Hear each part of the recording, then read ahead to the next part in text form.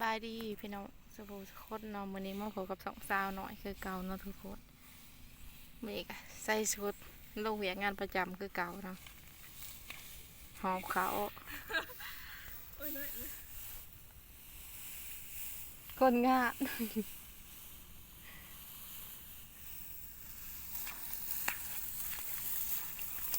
หลายแห่งเลยคนนี้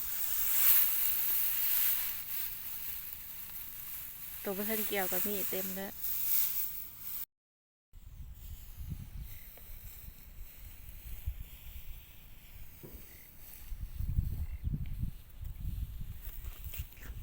มอนว้าย